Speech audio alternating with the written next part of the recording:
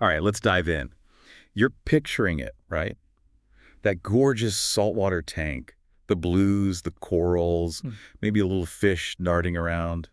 It's an amazing dream to bring a piece of the ocean home. It really is. Super exciting prospect. But before you even get to the fun stuff, like picking fish, there's this one step. It's critical.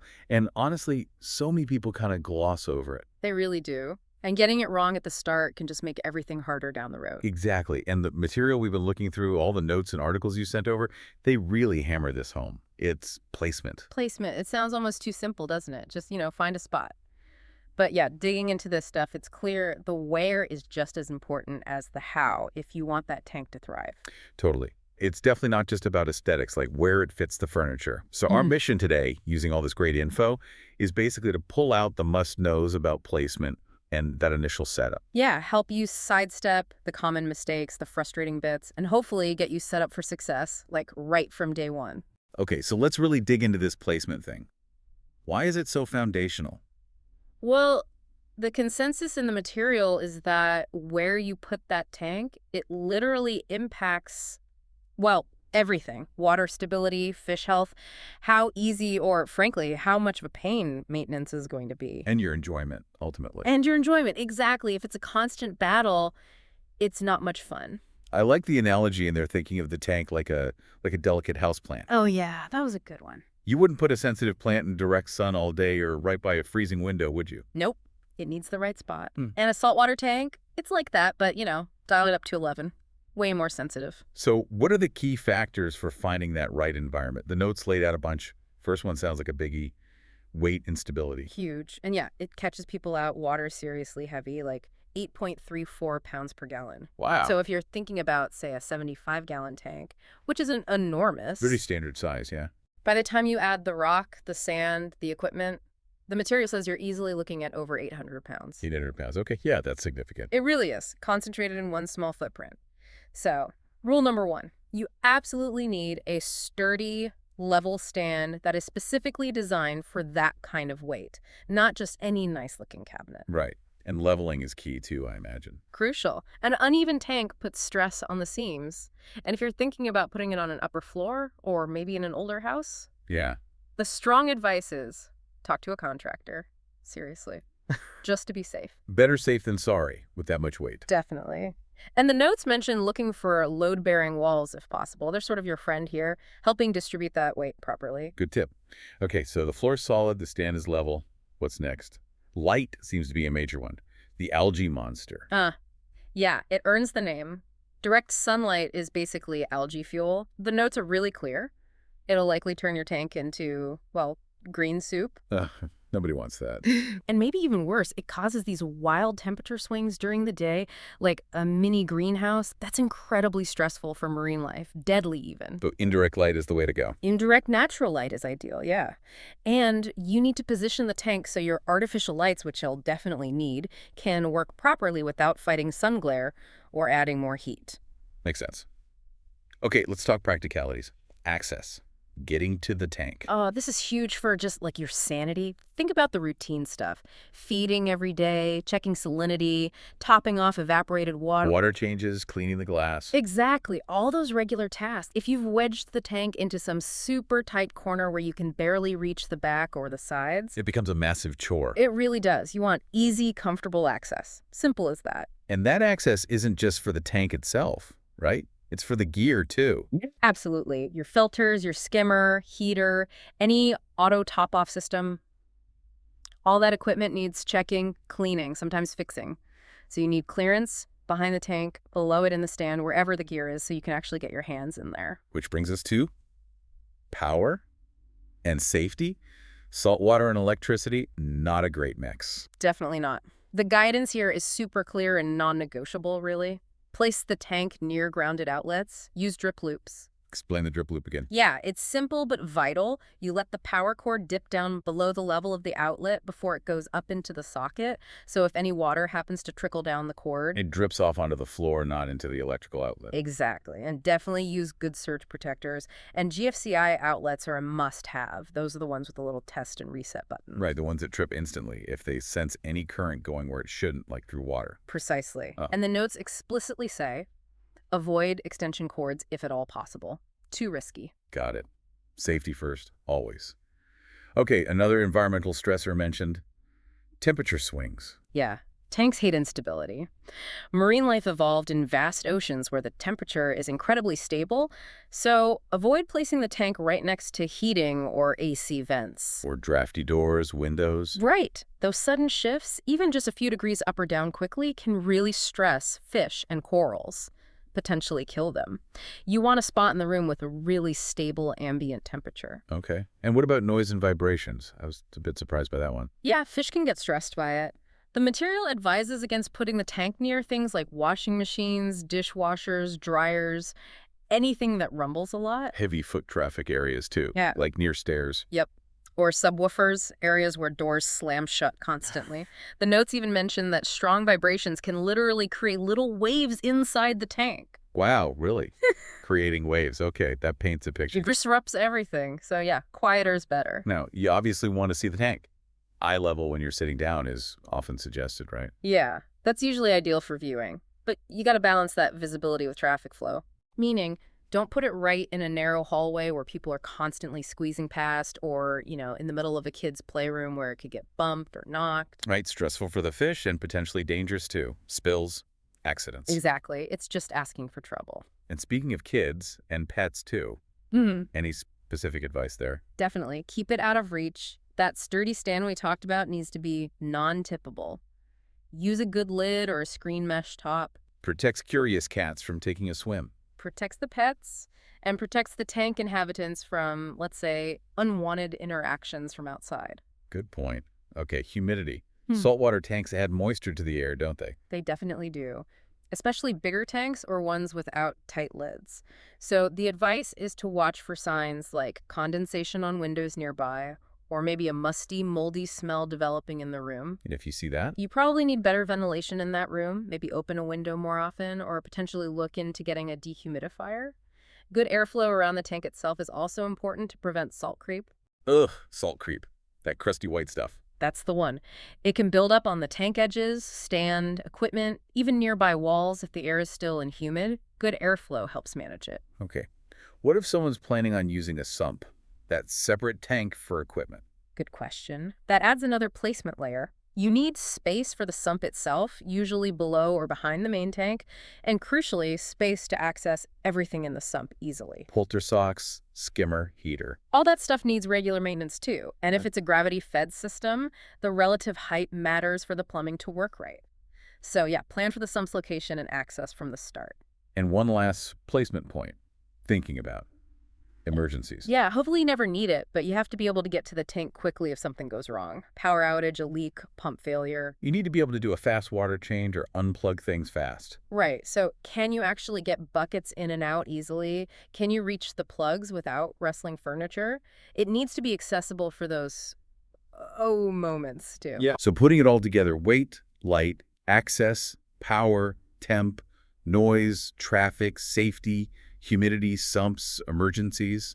The big takeaway seems to be long-term thinking. Totally. Don't just pick a spot that works right now. Think ahead. Will it still work when you inevitably want to upgrade that light or add a dosing pump or whatever? Leave a little wiggle room to grow. And the material summarized the common mistakes nicely, didn't it? Near windows. Big one. Unstable stands or just random furniture. Cramped corners with zero access. Nowhere near a grounded outlet, forcing you to use extension cords. And putting it on carpet.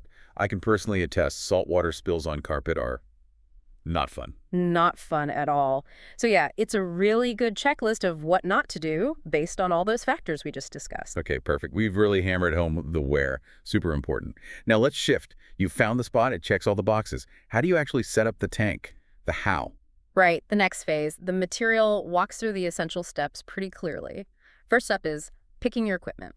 And there was a specific recommendation for beginners about tank size. Yeah, interesting one. They actually recommend starting larger, like 20 gallons minimum, maybe even a bit bigger if you can manage it. Really, not smaller. I thought smaller might be easier to start. It feels that way, but the logic is that larger water volumes are much more stable. They're more forgiving if you make a small mistake with dosing or if something fluctuates. Things can go wrong really fast in a tiny nanotank. Ah, okay, that makes sense. More buffer room. Exactly. Plus, you need good filtration suited for the tank size.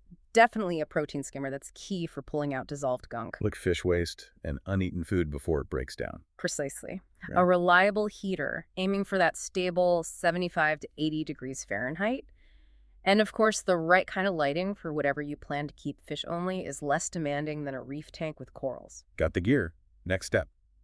Prepping the tank itself. Simple but essential. Just rinse the tank, rinse all the equipment, pumps, heater, everything with fresh tap water. Get rid of any dust or manufacturing residue. And the big warning here was... Yeah. Absolutely no soap. Not even a tiny bit. Any residue is super toxic to marine life. Just plain water rinsing. No soap. Got it loud and clear. Yeah. Then comes the substrate, the sand or crushed coral. Yep. Choose what you like aesthetically, but the crucial step here, according to the notes, is to rinse it really, really well before you put it in the tank. Why so thoroughly? Because most substrates, especially sand, have super fine dust and silt mixed in. If you don't rinse that out, you'll just pour it in the tank, add water, and boom, impenetrable cloudiness for days, maybe weeks. Rinse until the water runs clear. Okay, rinse substrate goes in. Now salt water. This is different from freshwater setup, right? You mix it outside the tank. Yes. This is a key best practice highlighted in the material. Mix your salt water in a separate container, like a food-grade bucket or tub. Never mix it directly in the display tank. And the reason for that is? Two main reasons. First, it lets you get the salt level absolutely perfect before it goes in the tank. You use a hydrometer, or better yet, a refractometer to measure the specific gravity, aiming for that 1.020 to 1.025 range. Okay, precision. Exactly. Second, it prevents undissolved salt crystals from ending up sitting on your sand or rocks in the main tank, which could cause issues. Use a good quality marine salt mix and dechlorinated fresh water. Dechlorinated, meaning just tap water treated to remove chlorine. Yep, usually with a simple liquid water conditioner you add. Easy peasy. Okay, so you've got a bucket of perfectly mixed, correct salinity salt water. Now you add it to the tank. Carefully. Pour it in gently so you don't blast your nice rinsed substrate all over the place. The material had a good tip. Put a plate or a small bowl on the sand and pour the water onto that. It breaks the force of the water. Smart. Okay, tank's filled, water looks clear. Now comes the waiting game, cycling. The waiting game indeed. Cycling. This is presented as absolutely non-negotiable. It's where you establish the beneficial bacteria colony that acts as your tank's biological filter. The nitrogen cycle, right? That's the one. It typically takes, the material says 4 to 6 weeks, sometimes a bit longer. You need patience. During this time, you'll be testing the water regularly for ammonia, nitrate, and nitrate. And the goal is to see ammonia and nitrite spike, then fall back to zero. Exactly. Ammonia appears first from decomposing matter or an ammonia source you add. Then bacteria convert it to nitrite. Then other bacteria convert nitrite to less harmful nitrate.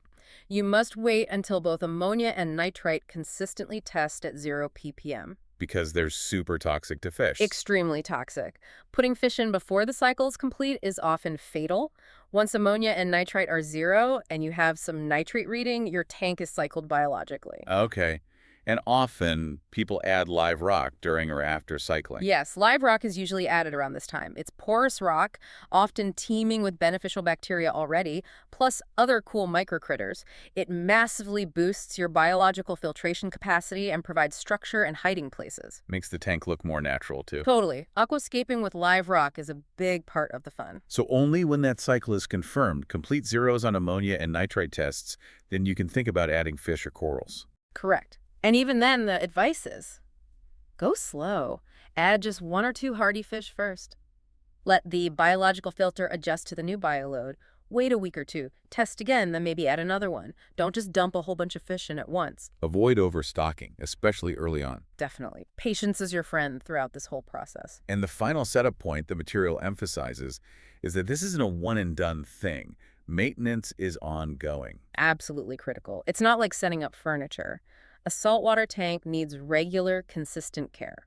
The notes specifically mention regular water changes, often 10 to 20% weekly, to replenish trace elements and remove accumulated nitrates and other stuff. And keep testing those water parameters. Constantly. Well, maybe not constantly, but regularly. Weekly testing is a good habit to get into, especially when the tank is new. Which brings us nicely to those parameters. What are the target numbers we're aiming for, according to the sources, both during cycling and for the long haul? Right, the aquatic chemistry. Keeping these numbers stable and in the right range is key to a healthy tank. The material laid them out pretty clearly. Salinity first. Specific gravity. Yep, aiming for 1.020 to 1.025. Consistency is important here, too. Temperature. Stable between 75 and 80 degrees Fahrenheit. That's about 24 to 27 Celsius. Use a reliable heater, maybe even 2 smaller ones, as a backup. TH, acidity alkalinity. You want it alkaline, between 8.1 and 8.4. Stable pH is important. Okay. And the toxic 2 from cycling. Ammonia and nitrite. 0. Always 0. Yeah. 0 ppm. Any detectable level means trouble. Nitrate, the end product. For a fish-only tank, under 20 ppm is generally okay. But if you have corals, a reef tank, you really want to keep nitrates lower, ideally below 10 ppm, maybe even closer to 5 ppm for some sensitive corals. Got it. Then there were those other parameters, especially important for corals. Alkalinity, calcium, magnesium. Yes, crucial for reef tanks. Alkalinity, think of it as the water's buffering capacity, its ability to resist pH swings, and it's vital for coral skeleton growth. You want that between 8 and 12 DKH. DKH, degrees of carbonate hardness. That's it. Calcium, another major building block for corals, should be around 400 to 450 milligrams per liter, or ppm, it's roughly the same here. And magnesium. Magnesium helps keep calcium and alkalinity available for corals to use. You want it around 1,200 to 1,500 milligrams per liter. These three, alkalinity, calcium, magnesium, are often called the big three for reef tanks and need regular testing and dosing to maintain levels as corals consume them. Wow, that's quite a specific chemical balancing act you need to manage. It really is. It highlights how different saltwater is from, say, a simple goldfish bowl. But the sources conclude that if you follow these guidelines, careful placement, methodical setup, establishing that cycle, and then diligently maintaining these water parameters. You're setting yourself up for success. Exactly. That's how you create that stable, healthy, thriving little ecosystem that you can enjoy for years to come. So wrapping up this deep dive, Yeah. I mean, the message that just screams from all the material you shared is success starts before the water even goes in the tank. It starts with placement. Absolutely. Thinking carefully about that where saves so much potential hassle later on. It really is the foundation. And then following that systematic setup, hitting all those key steps we talked about. Yep, being patient with the cycle, adding livestock slowly, Yeah. committing to the maintenance, it all builds on that good foundation. It really echoes that final thought from the notes. Plan ahead, be diligent, and you're much more likely to have that thriving slice of the ocean you dreamed of. Definitely. And, you know, thinking about all those precise numbers, we just ran through the tight temperature range, the specific salinity, pH, alkalinity, calcium, magnesium, and that absolute zero tolerance for ammonia and nitrite. Yeah.